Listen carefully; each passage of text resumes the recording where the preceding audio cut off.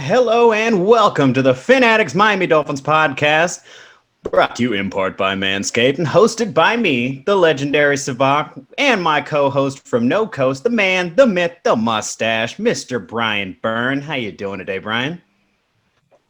I am doing really good, Savak, and I am ill-prepared because I'm supposed to be showing you a really cool giveaway we have. So let me do that now. Please feel free to take your time. As I'm more prepared now. So check this guy out.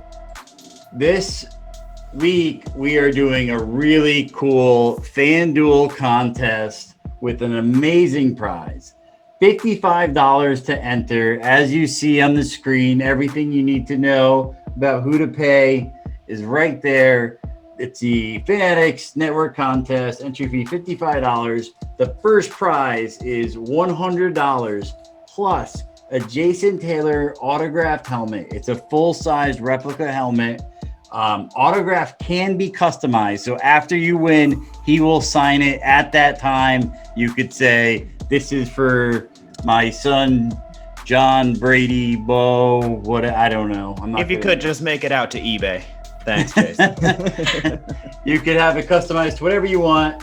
And how that works is FanDuel has, a game between you pick on a budget, all the 1 and 4 o'clock games you put together on a salary cap, your team. The winner of the 20 players will get that. The second place prize will be the $55 back. If you have any questions, email info@fanaticsnetwork.com or just shoot us a DM on Twitter at @fin_addicts. These helmets sell for like $650. So you'd be crazy not to enter. And with only 20 people in, it's a great chance to win. You have 1 in 20 shot to win. Unbelievable, fun time. So please jump in on that. Yeah, and absolutely. At your own pace, Brian, at your own pace. And of course, that brings us to our very special guest, a returning guest, friend of the show, that we are absolutely delighted to have back, of 5 Reasons Sports, Kylie Wang. How you doing, Kylie? I'm great. Thanks, guys. How are you? We are fantastic. I'm fantastic anyways. I can't speak for Brian or the power stash, but I'm doing pretty good. But the power stash speaks for itself. I agree. But what are you working on these days? What's keeping you busy? We actually just hit a milestone in the show that I do. We just hit our 30th episode, which is 10 weeks worth of work because we air 3 times a week, Mondays, Wednesdays, and Fridays with my co-host, Tamara Brown. It's called Playing Catch Up, and I catch up on everything that you missed in South Florida sports on Mondays, Wednesdays, and Fridays, like I said. And we cover literally basically every major team from the Hurricanes to Inter Miami and everything in between. And then as well, I do some writing for them and other stuff. But all that is at 5 Reasons, and you can find it all on my Twitter at Kylie R. Wang and on YouTube. Wicked. Like to hear that. And so, of course, when we got to talk about the Dolphins now, I'm assuming you caught that Rams game. What were your thoughts of that performance and Tua's debut? Well, I was actually at the game. It was the first game I had been to with my dad, just my dad and I, in a very long time. My dad is a season ticket holder. He usually gives them away to his clients, but kind of snagged these 2 for this game.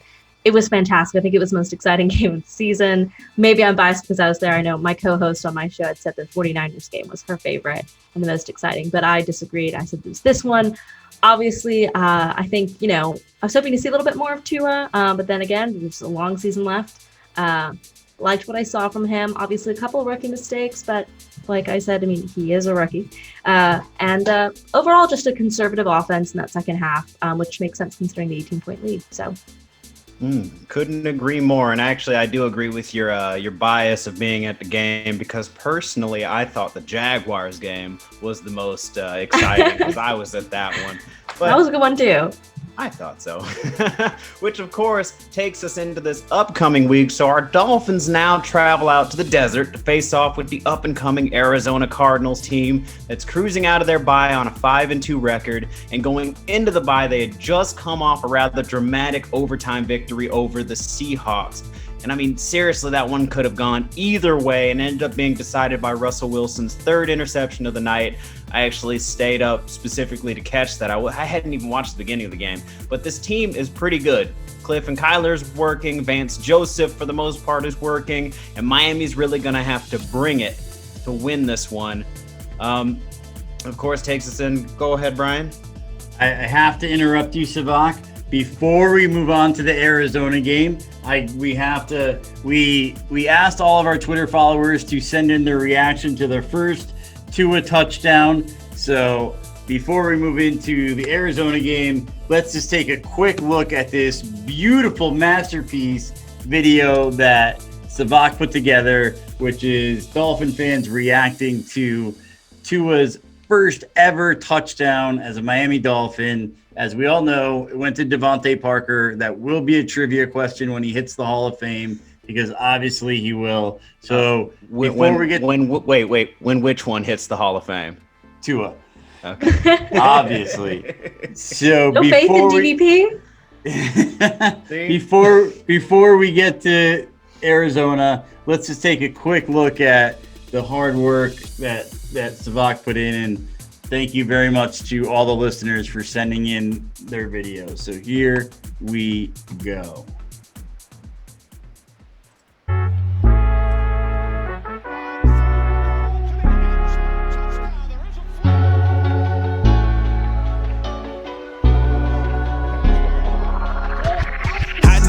City riding, a little early, it's a bit surprising. Business moves, now we enterprising. Switch it up, now we improvising. Go to get in the winter column. Whole squad been trained to go. Fence for life, we throw the fuck. Singing this just to welcome bro. Yes. To a time. Parker. Time to grind, time to shine. To a time. Touchdown, let's go, baby. Time to shine. Woo, let's go. Yeah. What the flag? Swear to God. Oh, I swear to God, this is only fans up in this house.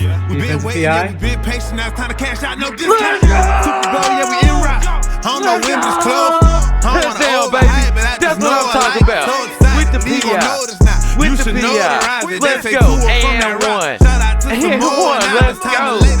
That's what I'm talking about. Dwayne Johnson, time to beat the people's champ. Hit them with the people's elbows, stick together like it's Velcro. You think you can stop us? Hell no, all day I dream about sports. I think I need some chateau custom with some Dolphins colors, just to let them know we here. Yeah, I know the whole city riding. A little early, it's a bit surprising. Business moves, now we enterprising. Switch it up, now we improvising. Go to get in the winter column. Whole squad been trained to go.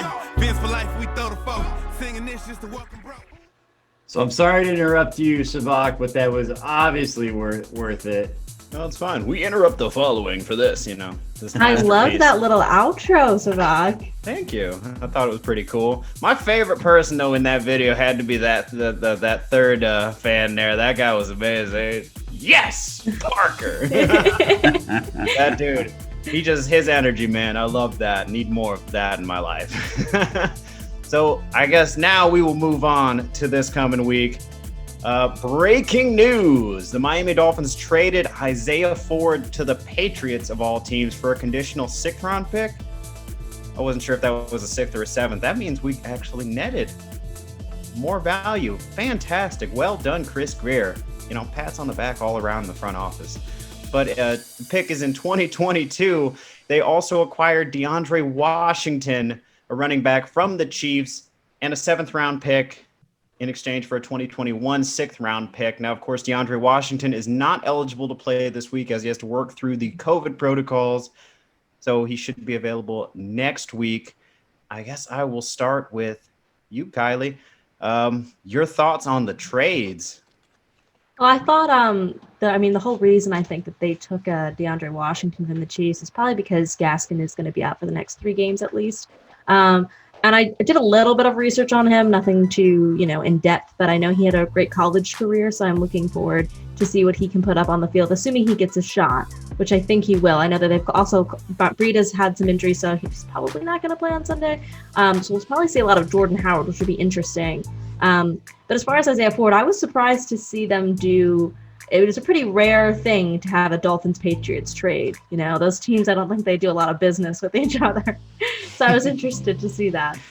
I agree. I thought it was kind of odd. The way I took it was maybe Brian Flores doing Coach Belichick a solid. Well, Flores and Greer, both of them having some Patriot ties, I figured maybe they just, toss them a little bone, which is an interesting thing to say given these two teams and their dynamics and how it's been over the last 2 decades. But then I actually put on my tinfoil hat for a moment and thought, well, what if we are trying to set them up so they don't find themselves with an early draft pick able to get their hands on one of these young signal callers coming out? But, that's for another time. Brian, what are your thoughts? Yeah, I like the trade. As we've been talking about on the show, Antonio Callaway's now going to be available this week. We have a couple guys on with Lynn Bowden Jr. and Malcolm Perry who have been coming on. And Isaiah Ford is a nice player. He's kind of like a little bit of OJ McDuffie. They look for him on 3rd down, but he's very capped. He's not the fastest guy in the field. Doesn't really, you kind of got to scheme him open. You pretty much only see him on 3rd down. The lazy take from everybody out of New England is, we just traded Wes Welker again. The news is Tom Brady no longer plays in New England, so I'm not really scared of Isaiah Ford becoming the next Wes Welker. But it's a crowded receiver room. We're making room for Callaway. We're making Perry was active for the first time last week. I'm sorry, and Lynn Bowden Jr. I believe he was not dressed last week because he just had a baby, so it might have had something to do with it. But he's been coming on, so it was just time to move on. And we turned a 7th into a 6th. It's not into 2022. Not really a big needle mover. DeAndre Washington, I don't know. His best season as a pro was in 2016. He had 467 yards rushing. Added that with 17 receptions for 115 yards. Where's his touchdowns? I'm trying to look at his touchdowns. I can't find it for whatever reason. Some technical difficulties over there. He has 1 total touchdown in his career, so he's more just a 3rd down back.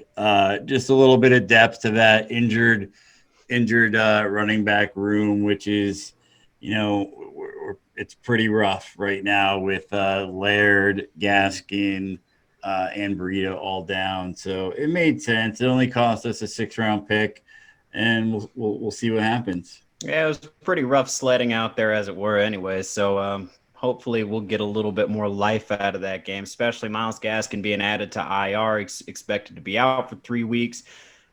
Which I guess we can use to segue very casually into our injury report. You got that available for us? I sure do, without technical difficulty this time. Woo! So here is the injury report as of Thursday for the Miami Dolphins at Arizona Cardinals, Week 9. It's not a short list, as you guys can see. Matt Breida did not participate for the second day in a row with a hamstring injury. I'm going to skip over the guys that are practicing in full. Patrick Laird did return in full today. Jamal Perry, who missed last week, is still limited. I just got to say something about Elandon Roberts. He's in there for an elbow. Did you guys see why Elandon Roberts is on this injury list? He hit 2 guys so hard in the Rams game last week. He blew it up in the backfield, and he hit him so hard that he injured himself. But he's practicing in full. And as was mentioned, we put Myles Gaskin on the injured reserve. It looks like he's going to be out 3 weeks. And then Yeah. I saw Landon Roberts today on the press conference, and he's one funny guy. He was kind of giving Omar Kelly, I don't want to say it, but he was giving Omar Kelly a little bit. He was teasing him a little bit. He was a funny guy. He's also very well spoken. Yeah. That is the content I'm paying for right there. Love that. If you missed it, you can check out fanaticsnetwork.com. We have the transcripts of the press conference. I was trying to listen to it today, but I was stuck in my car, so I couldn't really pay attention. So I have to take her word for it. That's because you are a very safe and dependable defensive driver, right? Exactly. Does your license say safe driver on it? It says, Brian, you are very lucky to be able to have a license. Most of my adult life, I had not had a license. We won't get into that though. But that's for another episode. We'll get back to that. Exactly. So we only have Wednesday's Arizona's injury status because they're on the West Coast and it comes out a little bit late. But Budda Baker is practicing in full. Kenyon Drake is not expected to play with that ankle. Larry Fitzgerald is limited. I think he's just always limited. DeAndre Hopkins did not participate, not injury related, so don't get your hopes up there. Trey Kirkpatrick did not participate, nor did Jordan Phillips. I think if Adam Gase was still the coach of the Miami Dolphins, nothing would stop Jordan Phillips from getting at this game. Or Kenyon Drake. Yeah. Yeah. Or we'll see how that happens. And then Zeke Turner is limited with a toe. So a fair amount of injuries going around. But it is very interesting. So Arizona, as I was saying, there's a pretty good team. Now, this offense under Cliff Kingsbury with Kyler Murray installed as the quarterback going into their second season, and they look really good. 8th in points scored, 28 points per game. First in yards, of course, going against Miami's fairly vaunted defense, which is first in points allowed. So we're doing pretty damn good ourselves. This is going to be a very interesting matchup, but I mean, does anybody else know anything about this offense? Brian, do you? Yeah, I mean, they're dynamic. I'm sorry, I was looking for the Manscaped ad for later, but yeah, they're quite a dynamic offense. It's without Kenyon Drake, it definitely makes them a little bit more one-dimensional, but those wide receivers are solid. You got Larry Fitzgerald coming out of the slot. He's definitely going to the Hall of Fame. DeAndre Hopkins may be the best wide receiver in all of football. Christian Kirk, there we go, is coming on as of late. He's second-year wide receiver. He's very impressive. Their O-line is improving. And then, of course, Kyler Murray is just dynamic. Sparkplug is the name that just jumps to mind. You know, he's just, the key is going to be trying to keep this guy contained, and it's a lot easier said than done. You know, he throws on the move very well. Just having a solid year. So keeping him in the pocket and not letting him kill us gonna be key. We have not done well against running quarterbacks. Cam Newton killed us. Russell Wilson killed us. Josh Allen killed us. You notice the quarterbacks that we have beat: Jared Goff, Jimmy Garoppolo, Gardner Minshew, Joe Flacco. These are not guys that extend plays, you know? So Kyler Murray is that guy. But a lot of those losses took place without Byron Maxwell. So we'll have to see how Jones. What Byron Maxwell. It's been a few years since that one, man. my buddy at the Finsider will love that. Jake Mendel over at the Finsider, he constantly makes that same mistake. So that's funny.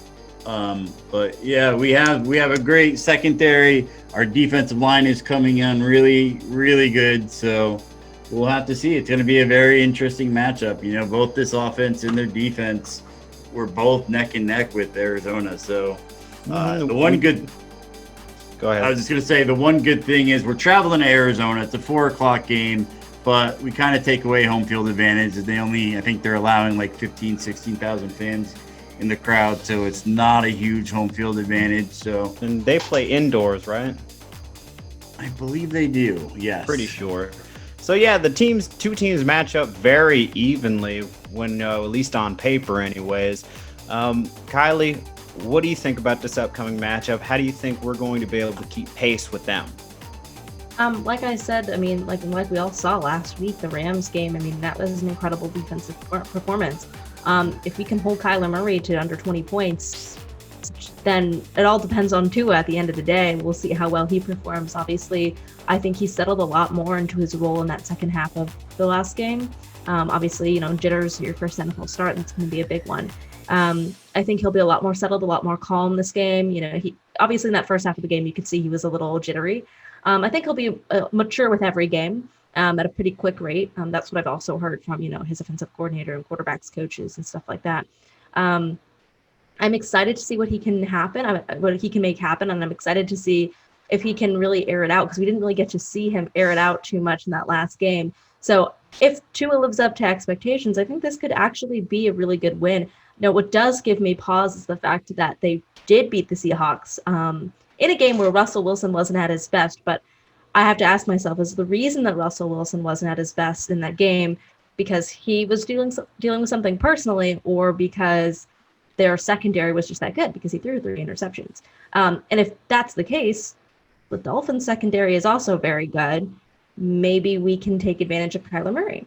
But like you said, his legs worry me. He's very dynamic. Hopefully Tua, that's the kind of a player that I would like to see Tua develop into. I think that's what we're all kind of looking at there. But you did bring up a very interesting point, though. Arizona's defense, run by a defensive coordinator we're actually fairly familiar with in Vance Joseph. Now, what we're seeing in Arizona is what we did not get the opportunity to see in Miami, is a defense under his leadership going into its second year. And they seem to be taking those strides that I was hoping to see out of Miami's defense.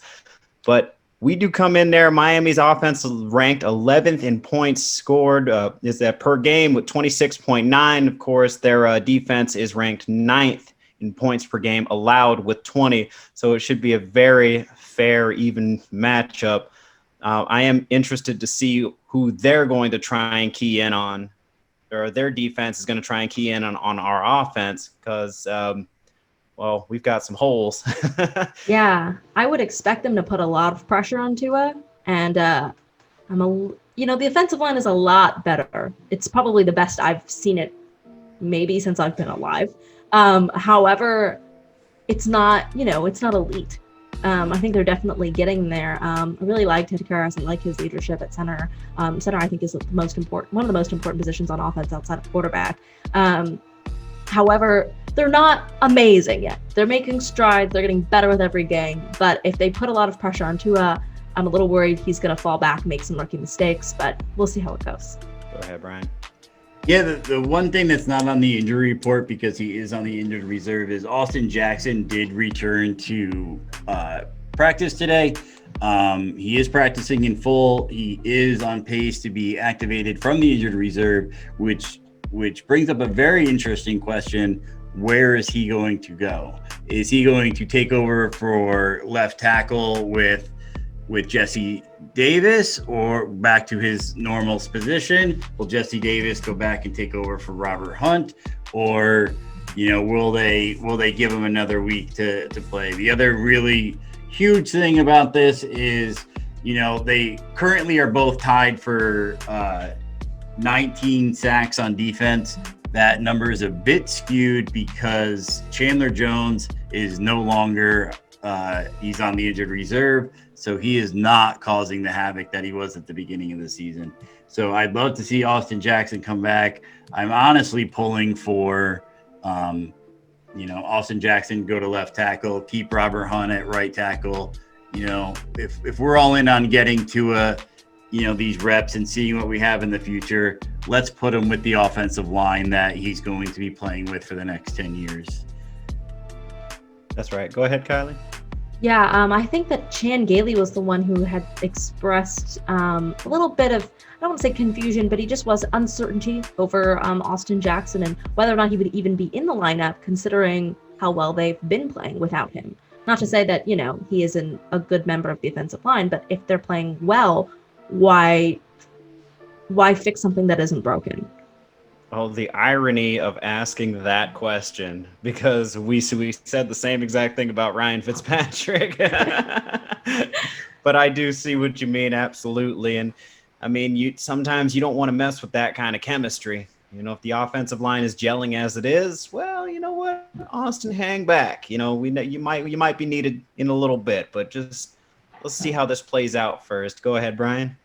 Yeah, I think we almost, if he's healthy, I think we have to make that change because that offensive line was missing something last weekend. We're not creating holes for the running backs, and Tua did not really have a lot of time to throw. He also could not. You could see it when watching the game tape. He could not step into a lot of his throws. So Jesse Davis is a nice player. He just isn't ever going to be a great player. So I'm all for if Austin Jackson can play, let's get him in there. This is our future left tackle. Let's get him in there. Maybe if one of our guards is struggling, Jesse Davis can move over. But, this is our offensive line for a while. And, obviously this defense is not Aaron Donald. This defense is not the LA Rams, but there was some struggles last week at offensive line, and it prevented Tua from really getting going. So, if he's healthy, I say let's get him in there. The other X factor I think we got to bring in. You talked about our old defensive coordinator Vance Joseph is the defensive coordinator at Arizona, and something he struggled with in Miami and he is struggling with in Arizona is discipline, which is something that we do not struggle with, but they are dead last in the NFL in penalties. So at 7.9 per game. So I think that's an area where we can really take advantage of if we let Arizona shoot themselves in the foot, get to manageable plays, get them a few 1st and 5s, get them a few first downs on due to penalties. And I think that's going to be a serious advantage for this team, as our team is 4th in the NFL with penalties with only 4.4 per game. So I think that could be a serious leg up for this team. I should really toss an asterisk onto what you said there. We don't struggle with penalties, asterisk, anymore. Yeah. Because we previously were. So kudos to our coaching staff for really whipping this crew into shape. I love what I'm seeing here. But I guess we need to take an opportunity to pay some bills here. Would you like to tell these lovely folks about MyBookie? So, mybookie.ag. Check this site out. It's an amazing gambling website. Can't get enough of it. If you're somebody like me, the degenerate gambler, absolutely love it. And if you use code FINSUP, you will get 50% sign-up bonus up to $1,000 on your first deposit. Check this out. You cannot go wrong. The Fin Addicts are always there for you and always trying to give you some money. And with that, we have a really cool, brand new as our shows are always brought to you by Manscaped. Savak is tirelessly at work making great video edits, and here is the grand debut of his new Manscaped ads. Let's check that out. You see, when you're a hairy mofo like me, you require special tools to meet your needs. And when I'm talking needs, I'm talking help, which extends to below the belt. And with the Manscaped Perfect Package, making between the knees breezy comes easy. With the Lawnmower 3.0's waterproof design, featuring advanced skin-safe technology and soft ceramic blades, you'll turn that jungle into a perfectly manscaped yard. Toss in the ball deodorant and toner, and you'll be feeling like Peter North Down Under in no time. Go to manscaped.com and use our promo code FINSUP. FINSUP, and help us help you save balls today.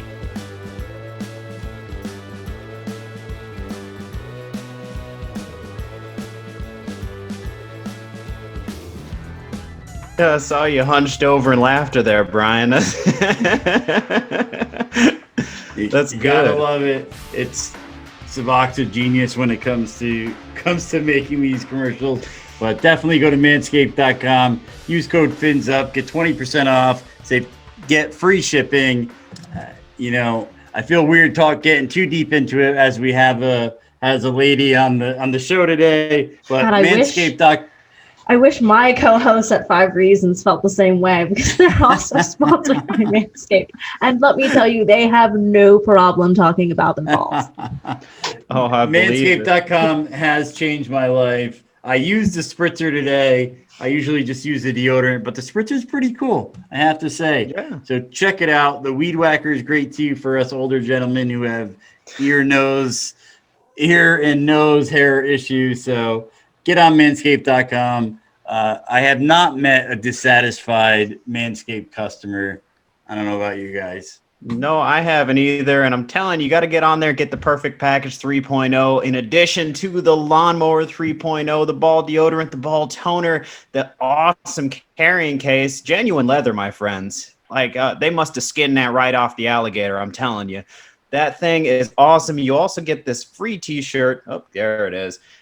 And a pair of their performance briefs. Trust me, you're going to want to get on there. Manscaped.com, promo code FINSUP, save your 20%, get your free shipping, and I don't know, tell somebody we sent you. Tell somebody else. Tell your friend, mom, dad, I don't know, whoever. Maybe not your mom.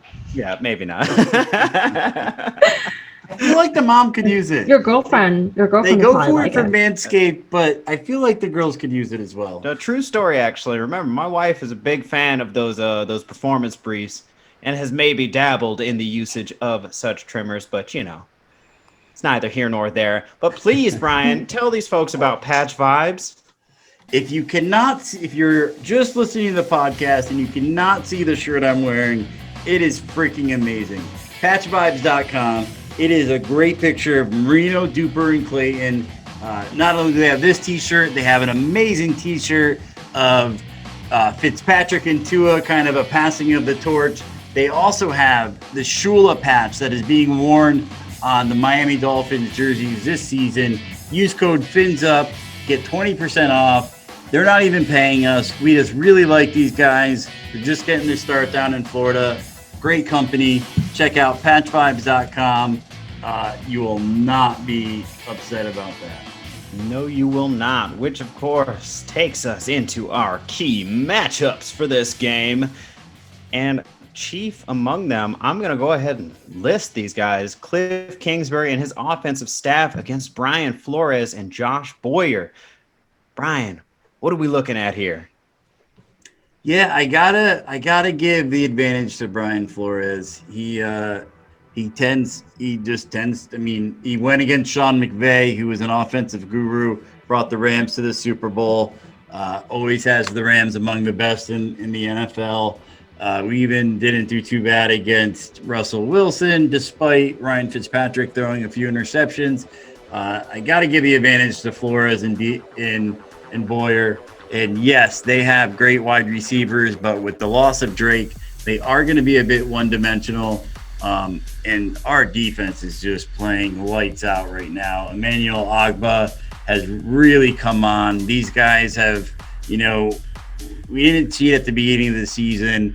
It took a little time to get used to and get gelling, but Shaq Lawson, Ogbah, Van Noy, they're playing amazing. And then when you have two all-pro corners in Xavier Howard and not Byron Maxwell, but Byron Jones on the corner, Bobby McCain has stepped up, which I owe another apology to because he was struggling at the beginning of the year. He's played great.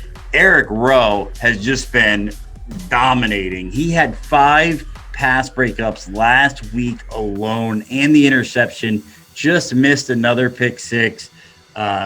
I really like this. I like this matchup with the blitzing. Kyler Murray, young quarterback. He could easily turn this game right over to our defense. I got to give the advantage to Brian Flores and Josh Boyer. They've been proving it all season long that they're ready for whatever you're going to throw for them. Obviously, Kyler Murray's going to be a wild card. He's hard to contain, but I'm gonna tip my homer hat to Brian Flores and see what happens. Yeah, I can totally understand that. In all fairness, though, Brian Flores had experience facing Sean McVay and Jared Goff, so it's a little tough for me to give him that contest completely. These guys are going to be a little different. Cliff Kingsbury with his air raid inspired offense, and of course the quarterback who's very acclimated to it. This should be a very interesting test for Brian Flores and Josh Boyer. I'm interested in seeing this.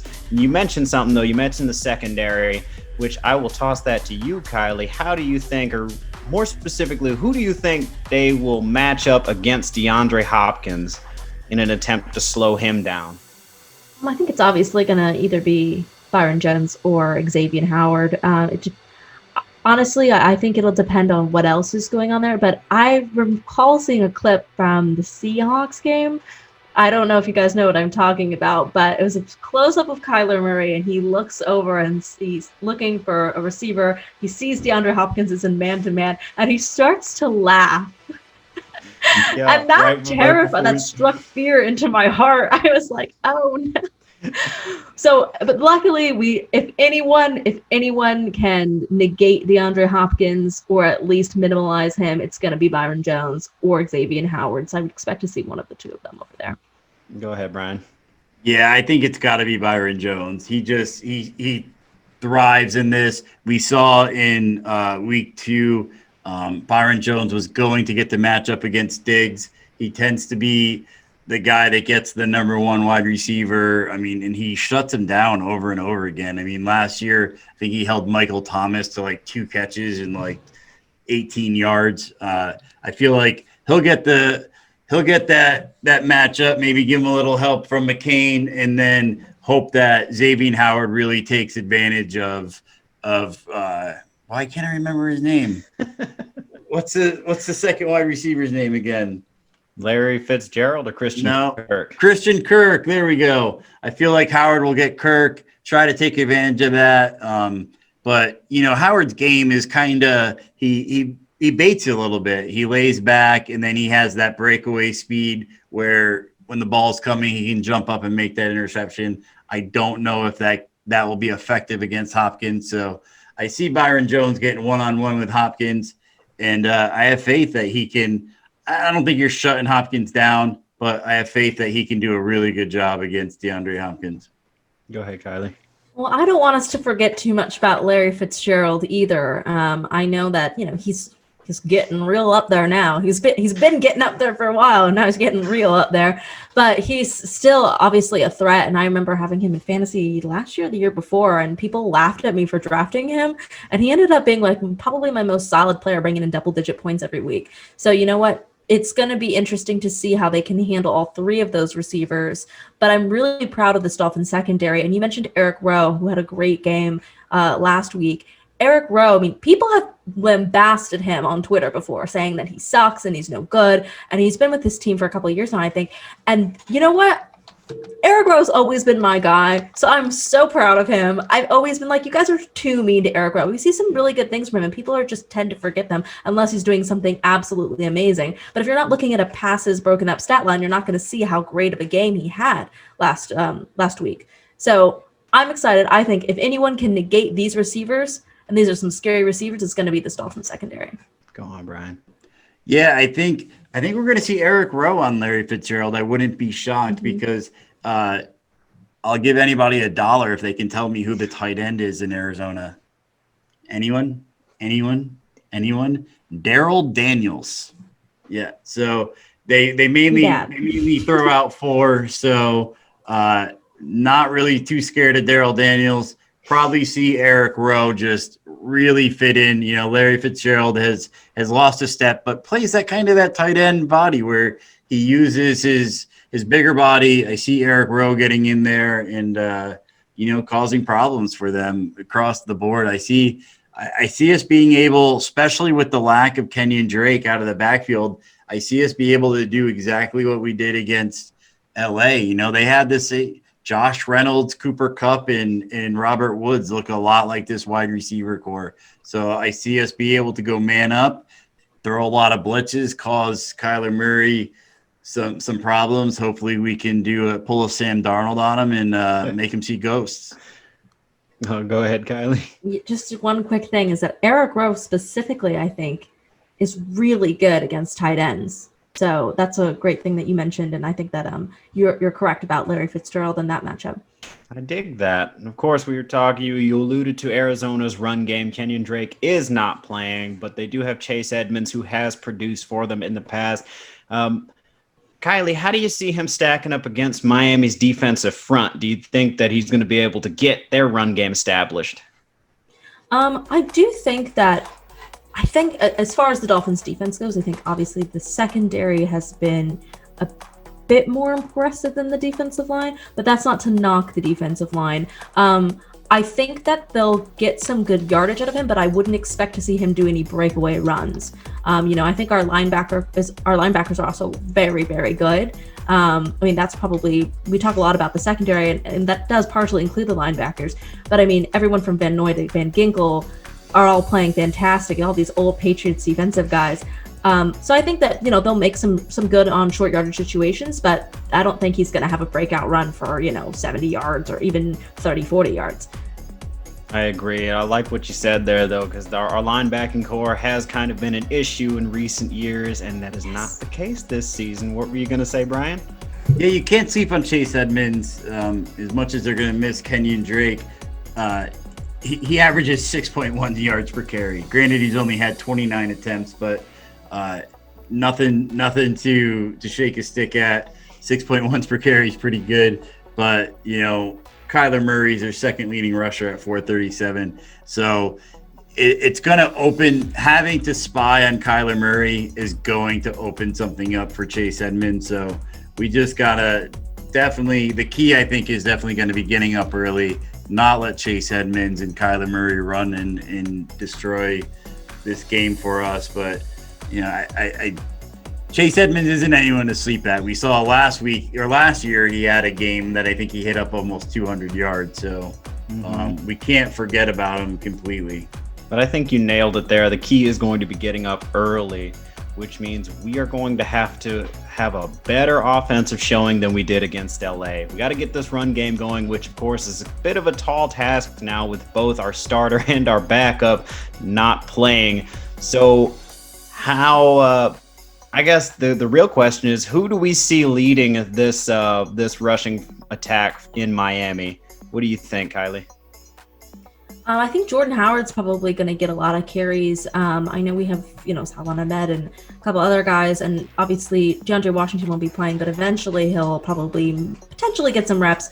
But with Gaskin out, I think, and Breida out as well, I think a lot of it is going to fall on Jordan Howard. He's the most experienced, and he's especially good in short yardage situations. So if it comes down to a 3rd and 1, or something 3rd and goal, that's going to be a Jordan Howard carry for sure, I think. I agree with that wholeheartedly, and it is interesting because we haven't seen him. He hasn't suited up in a couple games. Brian, do you agree? Yeah, I really, please, Jordan Howard, show us why we paid you $10 million. We need him to step up this game. We're not positive about Breida. I hope somehow the hamstring can get loose and he can get out there. Otherwise, we're going to see Salvin Ahmed, who is basically Myles Gaskin light, went to the same college, put up a lot of the same stats. Besides that, you're going to see probably some trickeration. We have Lynn Bowden Jr., who is really a wide receiver, but was drafted out of Oakland to play running back, and he runs the Wildcat. Malcolm Perry can play. He could serve you a beer. He can play quarterback. He can do the Wildcat. He can play running back, wide receiver. So we'll see what he does. But hopefully Jordan Howard, we can get this running game established. We can start fixing this. Their defense, outside of Budda Baker, there's nothing on this defense that's really scary. So hopefully Jordan Howard could give Tua some time. make them fear the play action, beat up the middle of that line, so guys like Williams and Gesicki and Parker could get free later on in the game. Very good. Kylie, you had something to add? I want to see Patrick Laird. I really like Patrick Laird. I'm really excited about seeing him. That's all I wanted to say. You are not the only one to say that. Actually, I saw somebody suggest that on Twitter, and I had to go ahead and comment on that. And yes, cut the intern loose. Let's see if he can do something out there. I love that. I'm a big Patrick Laird stan. Yeah, me too. I can understand for sure. I love a great underdog story. Which actually is so funny. You have listed on here Budda Baker and Patrick. Is that Patrick Peterson versus Parker, Gesicki, and Williams? Is kind of funny because there's only 2 defenders listed there versus these 3 offensive players. So right there, somebody is going to get open in this game for Miami's offense, which of course beckons the question, because I think the key here with our run game kind of being at a disadvantage, we got to take the training wheels off the passing game, man. And we need more production out of Tua. I don't mean to put more pressure on him, but I mean, we need more production out of him. We can't have a repeat of last week because we can't count on special teams and defense keeping us in games like this, especially against a team like Arizona, who is built to favor their offense. I did notice some things while rewatching the film with LA, and I had some concerns over the way Chan Gailey was scheming. Did you guys know that in the 100 years he's been coaching football, this is the first time he's ever coached a left-handed quarterback? Now, a lot of people scoffed at me when I rose these concerns. I got a lot of eye rolls, but then we witnessed some of it. And if you rewatch the tape, there was a particular play I'd like to highlight from the Rams game. Early on in the game, it was a 3rd and 10, and they set up what's essentially, a wide receiver screen, had 2 receivers on the right side of the field. People watching on YouTube are actually going to get to see this. One of those receivers was Parker, and immediately he was the hot route. That was where it was going. Play got snapped. He threw it out there. It was a little too far out in front of Parker, but if you watch, Parker ran over there and then jumped to the left as if he was expecting the ball to be there. And if you were getting that pass from a right-handed quarterback, it would have been there. So these are the kind of things I was hoping they would work on over the bye week. So it was a little troubling to see us coming out of a bye week and not have that kind of tightened up a little bit. So I hope Chan Gailey sees that and approaches this game plan with that in mind. Go ahead, Brian. Yeah, I got to commend you on that call. That was brilliant, because why would you make a quarterback throw against his body on a wide receiver screen? It didn't make any sense. So, it's a learning process for the whole coaching staff, and, hopefully they get some of those bugs worked out. And we're not going to score on defense, special teams, and offense this week. We're not going to have another, we say we only got 1 defensive touchdown, but we really got 2. Kyle Van Noy brought the ball to the 1-yard line. So, Tua's going to have to play. He's going to have to put more on his back. Hopefully he's ready. And, I'm looking forward to it. I'm looking for a shootout shootout in the desert, at the old OK Corral. Let these 2 young guns just sling it. It should be a really entertaining game. I'm shocked this has not been flexed into Sunday night, because this is going to be one hell of a game. I can't wait to see Tua versus Murray round 2, the first time Tua dominated him at Oklahoma. So yeah, I'm pretty excited about that. And yeah, hopefully Gailey gets a little bit more used to playing calls for him. The great thing is Arizona has nothing on them. They put the handcuffs on Tua very early because we were winning 28-7. They have absolutely zero tape on what we're going to do. Now that all of our running backs are injured, they have zero tape on our running backs, so they don't know what we're going to do in the running game. So, it's definitely an advantage, and hopefully Chan Gailey can get creative and get out to the desert and take advantage. Absolutely. What were you going to say, Kylie? Yeah, just a quick note. I agree with everything you were saying, and I think it's definitely going to be an offensive game, a game that is going to be decided by the offense rather than the defense like it was last week. And I'm a little bit nervous for Tua. I did hear from a couple of receivers today that they had been spending anywhere from 5 to 30 minutes after practice with Tua, practicing that timing and just trying to get things a little bit straight and a little bit better.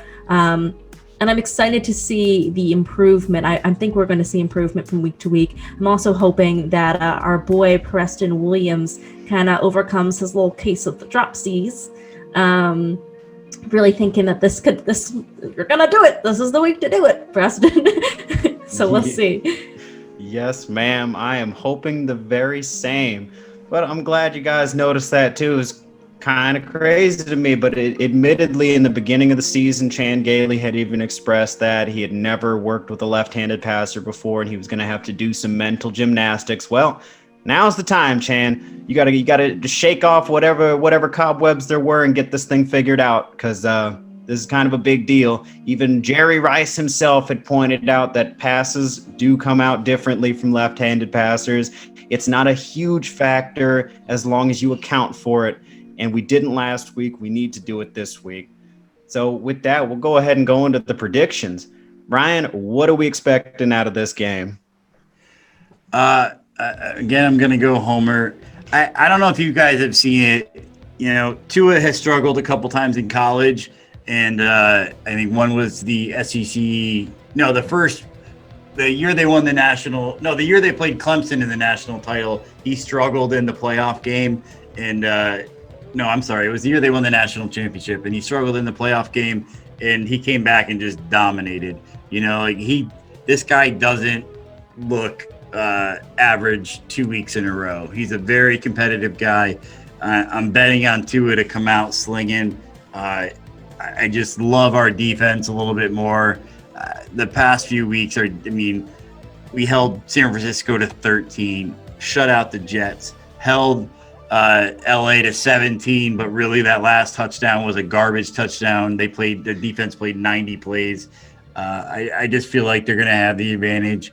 I feel like Miami's probably going to win in an exciting game. I'm going to go, 31-28. Jason Sanders, Mr. Perfect, takes us home. Much like not like he did, but much like the game, I think it was the last game you attended before the Jacksonville game, Savak, when we won on a overtime field goal. So coincidentally was also against Arizona. There we go. So I'm going to go Dolphins 31, Cardinals 28, and this team's going to the playoffs. Oh, I like that. You got some fire on there. Okay. What about you, Kylie? I'm thinking it's going to be a little bit less high scoring. I could be wrong. I think this one is so hard to call because we just haven't seen anything of Tua yet in the pros. I'm going to go 23-21 Dolphins. I think the Cards will put up more touchdowns, but the Dolphins will get some field goals done. And I think that defense will work out well and give Tua more opportunities than Kyler's going to have. I like that. Oddly enough, though, my answer was going to be eerily similar to Brian's. I'm thinking it's going to come down to Mr. Sanders himself, Money Sanders, 31-28, Miami's way. Because I do think, well, I am hoping anyways, that Chan Gailey works the kinks out and figures out how to scheme plays for our lefty quarterback. And we do see a little bit more out of him. And I hope it heats up pretty good because it is important to factor in Arizona has not scored less than 21 points at any point this year. So in every game, the lowest that they've scored is 21 points. We got to factor that in, and I think they're going to put up some points. We just need to put up more. So, one good thing to note on, too, is if we can get by this with a win, you got to look at our upcoming schedule. We got LA Chargers at home, which I think have one win. We travel to Denver. We got the Jets. We got the Bengals. This could really, if we can get out of Arizona, however we get out of Arizona, if we can get out of there with a win, we're really set up nice to go on a run. And, we really fingers crossed that Tua steps up. There is a lot of talk on Twitter. Oh, did we make the right choice? Let's shut those people up, for the love of God. It was one game. Let's get him out there. Let's get Parker involved. Let's get Gesicki involved. I'd love to see, they have Peterson, so they're gonna put him on Parker. Let's get Grant going. Let's get Lynn Bowden going. Let's get our brand new wide receiver, who is the king of the slant pass, Antonio Callaway, which we know Tua loves that slant. Let's get a couple 60-yard slants going to Callaway, that 4.3 speed, and I would love to see another blowout, but this could be a start of something. We win this game, and national media is going to be paying attention, and some of these games later on might get flexed into prime time. You're absolutely right. If we go toe-to-toe, if our guy can beat the number 1 overall draft pick, that's compelling stuff, man. We love it. So with that, I will take us out. Unless, Kylie, you have anything else to toss in there? Not so much. I think Brian did a good job. I am excited to see Callaway and see what he can bring to the table. I've been looking at him since, I think he was in the Hard Knocks episode for the Cleveland Browns, I think. Yep. And I was like, okay. So I'm hoping to see him. It's actually kind of funny. Earlier this season, before he had joined the team, I had actually tweeted about it, and I'm like, hey, tag the Miami Dolphins. It's like, he's right in your neighborhood. You might want to take a look. I know he's suspended, but if he can clear that up, that would be a great addition to the team. And then about like the next week or so, he was on the practice squad. So I'm not taking credit or anything, but, great timing. So make sure you subscribe to the Fanatics Miami Dolphins podcast, available where all podcasts are, at least assumedly. I don't know. I haven't checked everywhere, but Apple Podcasts, Google Podcasts, Spotify. There's a bunch of other ones. Brian knows. Ask him. We do what we do for all of you. So get on there, leave us a nice review. Now follow us, the Fanatics Network, on YouTube, youtube.com/Fanatics Network. And of course, follow us on Twitter at Fin_Addicts. And don't forget the Chez La Resistance, the website, www.FinaddictsNetwork.com. It is up and running. That is the place to be for Dolphin fans. We've got articles on there. We also have other shows, including Dougly Do Wrong from YouTube and the Welcome to Perfectville podcast. You can find out all the information about our contests and fantasy leagues. And I think there's some other stuff on there as well, Brian. Yeah, we definitely have all the injury reports stay up on there. All the press conferences for the Miami Dolphins go up on there.